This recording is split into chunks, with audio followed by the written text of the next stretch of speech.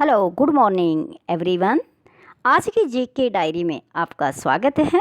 देखिए, आज की जीके डायरी शुरू करते हैं। आज की जीके डायरी में मैं बहुत इम्पोर्टेंट क्वेश्चन लेके आई हूँ और मुझे उम्मीद है कि ये आपको पसंद आएंगे। चलिए देखते हैं। उगते सूर्य का देश किसे कहा जाता है? उगते सूर्य का देश जापान को कहा जाता है। हड़प्पा सभ्यता का पहली बार ज्ञान कब हुआ था? लोगों को कब पता चला था कि हड़प्पा नाम की सभ्यता है? कब इसकी खुदाई की गई थी? कब इसके बारे में जानकारी मिली? तो वो कब थी? 1921 में। मोहनजोदड़ो का शाब्दिक अर्थ क्या है? देखिए, मृतकों का टेला, यानी कि मरे हुई जो डेड बॉडी है उनका जो समूह टेला पड़ा हुआ था, उसी को मोहनजोदड़ो शब्द अर्थ है। और इसकी खुदाई हुई थी, खोज कब की गई थी? 1922 में की गई थी।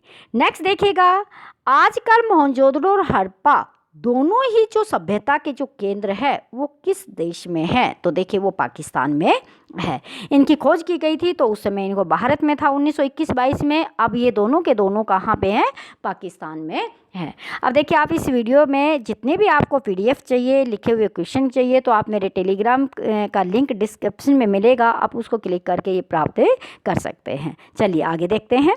बाबर ने भारत पर कब आक्रमण किया? देखिए, बाबर जो मुगल साम्राज्य का संस्थापक था, तो भारत पर पहली बार आक्रमण किया था, तो वो कब किया था? 1526 में आक्रमण किया था। 1526 की लड़ाई आपको बड़ी ध्यान होगी कि पानीपत की कौन सी लड़ाई थी। एक बार तस्वीर दिमाग में उतर जानी चाहिए। जहांगीर ने न्याय की जंजीर किस किले में लगवाई थी? कहा जाता है कि जहांगीर जो था मुगल शासक, वो बड़ा ही न्यायप्रिय था।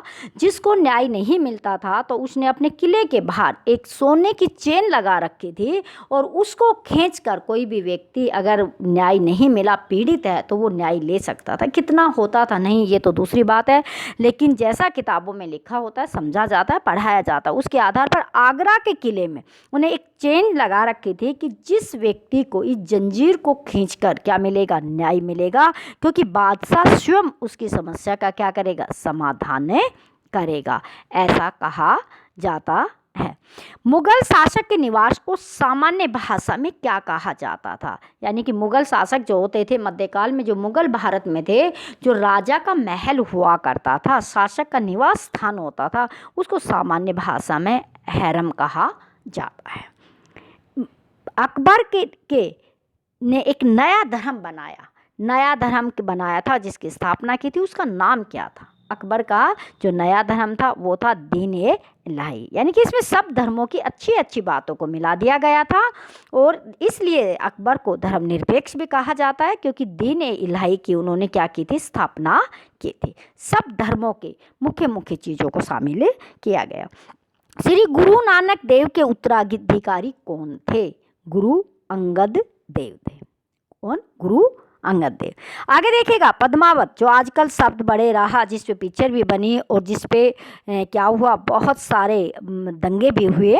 तो पद्मावत का लेखक कौन था? ये मलिक मोहम्मद जायसी था।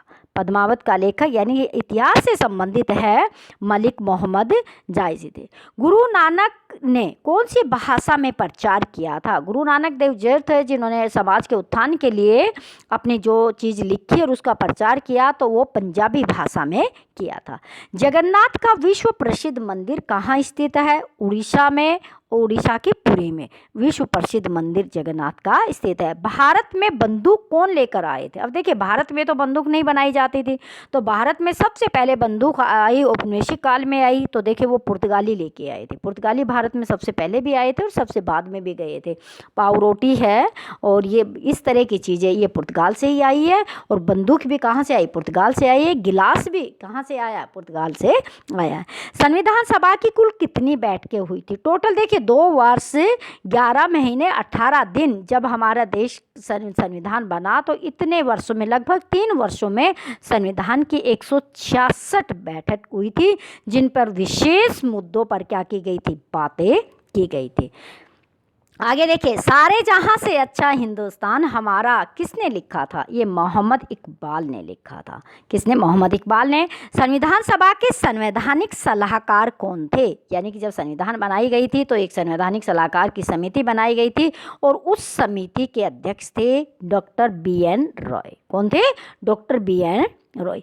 नेक्स्ट देखते हैं कि मुस्लिम लीग के संस्थापक किसे माना जाता है? कुछ मोहम्मद जिन्ना को मानते हैं, वो गलत है। देखिए, सर आगा खान, जिन्होंने मुस्लिम लीग की क्या की थी? स्थापना की थी। निर्दोष लोगों की हत्या से विभाजन अच्छा था। विभाजन के समय ये बात किसने कही थी? जहन में उतारिएगा। देखिए, सरदार वल्लभ भाई पटेल ने कहा था कि निर्दोष लोग जो मारे जा रहे हैं उससे तो अच्छा हमें विभाजन को क्या कर लेना चाहिए? स्वीकार कर लेना चाहिए। मुस्लिम लीग का संविधान कहाँ तैयार हुआ था? जब मुस्लिम लीग सभा अलग बन गई थी तो उनका एक संविधान सभा के लिए संविधान बनाया जा रहा था, तो वो कहाँ पे हुआ था? कराची में हुआ था।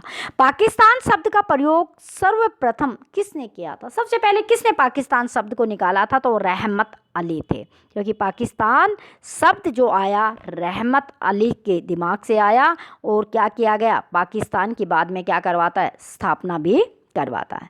अब नेक्स्ट देखिएगा, अखिल भारतीय हिंदू महासभा की स्थापना कब हुई थी? ये 1915 में हुई थी। भारत के वफादार मुसलमान नामक पुस्तक किसने लिखी थी? देखिए, भारत के वफादार मुसलमान नामक पुस्तक सर सैयद अहमद खान ने लिखी थी। बहुत इम्पोर्टेंट थी उस समय, क्योंकि मुसलमानों को सही रास्ता दिखाने के लिए इसमें क्या उन्होंने बताया कि कौन कौन से मुसलमान हैं जो भारत राष्ट्र के प्रति क्या है? समर्पित है। जिन्ना को कायदे आजम किसने कहा? जिन्ना को कायदे आजम महात्मा गांधी ने कहा। चाहे समस्त भारत को आग लग जाए तब भी पाकिस्तान नहीं बनेगा, ये शब्द किसके हैं? ये महात्मा गांधी के शब्द है, क्योंकि महात्मा गांधी किसी भी तरह नहीं चाहते थे कि भारत का विभाजन हो, पाकिस्तान अलग बने। वो हमेशा एकता के साथ क्या करना चाहते थे? स्वतंत्रता स्वीकार करना चाहते थे। देखिए, वन मैन बाउंड्री फोर्स, ध्यान दीजिएगा, वन मैन बाउंड्री फोर्स किसने किसके लिए प्रयोग किया? ये भी स्वतंत्रता आंदोलन के समय ही प्रयोग किया गया था। तो लॉर्ड माउंटबेटन ने कहा था, गांधी जी के विषय में कहा था, क्योंकि स्वतंत्रता आंदोलन को कंट्रोल करने में यानी कि एक आदमी की बहुत बड़ी भूमिका है। इस पर उन्होंने ये स्टेटमेंट दिया था।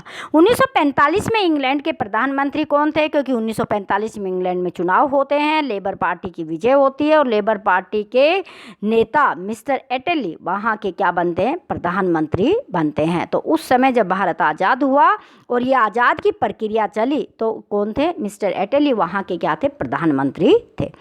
देखिए, भारत के किस व्यक्ति ने, किस नेता ने या सर की उपाधि को त्याग दिया था? अंग्रेजों के द्वारा भारत में फूट डालो राज करो की असमानता कायम करने के लिए सर, हुड, बाकी कई तरह की उपाधियां दी जाती थी। तो सर की उपाधि रविंद्रनाथ टैगोर को भी दे रखी थी, तो रविंद्रनाथ टैगोर ने वो उपाधि क्या कर दी? वापिस कर दे दी। साइमन कमीशन के अध्यक्ष कौन थे? देखिए, साइमन कमीशन के अध्यक्ष सर जॉन साइमन थे और इसमें 7 सदस्य थे और 1927 में साइमन कमीशन का गठन किया गया। 1928 में साइमन कमीशन क्या किया था? भारत में आया था। जनरल डायल को ब्रिटिश सरकार ने कौन सी उपाधि दे रखी थी? ब्रिटिश सरकार ने जनरल डायर को, जिन्होंने 1919 में जलियांवाला बाग का हत्याकांड करवाया था, भारतवासियों के लिए एक बहुत ही खराब शासक था और ब्रिटेन के लिए बहुत ही अच्छा शासक था। तो ब्रिटिश सरकार ने, ब्रिटिश संसद ने उनको एक उपाधि दे रखी थी, ब्रिटिश राज्य का रक्षक दे रखी थी। ये जनरल डायर को ब्रिटिश सरकार ने क्या थी? उपाधि दे रखी थी। लास्ट प्रश्न है, देखिएगा, बड़ा ही इंटरेस्टिंग है। खुदाई खिदमतगार सेना का गठन किसने किया था? ये एक तरह की सेना बनाई गई थी, मुस्लिम लोगों ने सेना बनाई थी जिसका नाम था खुदाई खिदमतगार सेना। इसके जो संगठन तैयार किया था वो थे अब्दुल गफ्फार खान ने किया था। तो आज की जीके डायरी में इतना ही है। आपको ये डायरी पसंद आ रही है तो आप इसको लाइक कीजिएगा, शेयर कीजिएगा, चैनल पर नए हैं तो सब्सक्राइब कीजिएगा और इस कोरोना काल में स्वस्थ रहिएगा, व्यस्त रहिएगा, मस्त रहिएगा। Thanks for watching.